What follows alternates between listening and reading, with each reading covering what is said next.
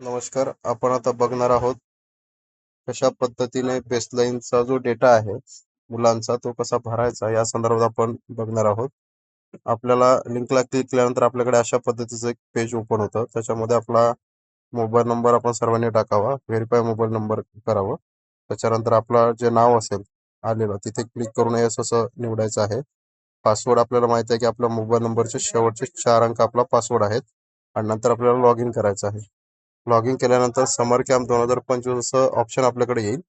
त्याच्यानंतर आपल्याला आता आपण पहिले काय केलं तर सुरुवातीला प्रोफाईल अपडेट केलेली आहे आपण. आता आपल्याला बेसलाईन असेसमेंटचा डेटा भरायचा आहे म्हणून बेसलाईन असेसमेंटच्या याला क्लिक करायचं आहे. त्याच्यानंतर अशा पद्धतीचं पेज आपल्याकडे ओपन होईल. तर आपण जो कॅम्प घेतोय गावामध्ये त्याच्यामध्ये कुठल्या कुठल्या इयत्तेची मुलं आपण कव्हर करतोय तर त्यांच्या आपल्याला सिलेक्ट करायचं आहे. समजा माझ्याकडे दुसरीचे, तिसरीचे, चौथीचे आणि 6वीचे मुलं आहेत.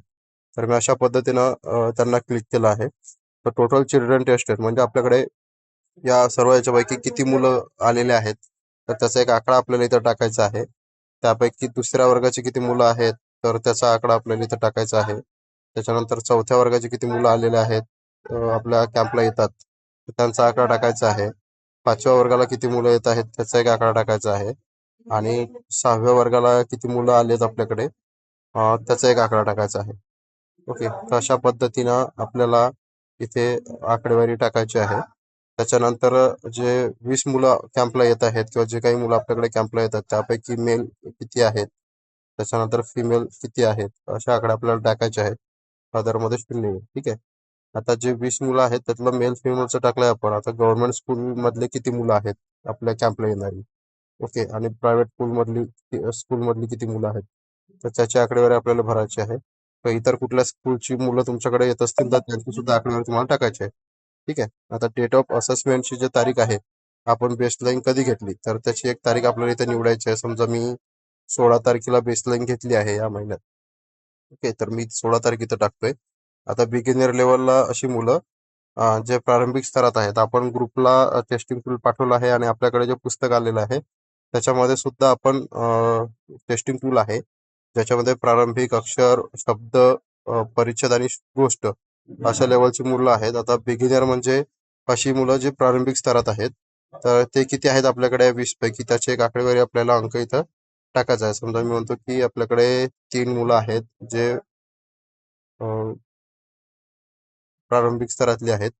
अक्षर स्तरातली लेटर वर्ड लेवलची जी मुलं आहेत, समजा आपल्याकडे 5 मुलं अशी आहेत जे लेटर लेवलला आहेत. वर्ड लेवलला जी मुलं आहेत ते 6 मुलं आहेत जी शब्द स्तरावर आहेत. आणि पॅरा लेवलला 5 मुलं आहेत जी की पॅरा लेवलला आहेत. आणि एक जो मुलगा आहे तो स्टोरी लेवलला आहे. तर या सर्व 5ही कॉलमची जे टोटल आहे ते 20 यायला पाहिजे.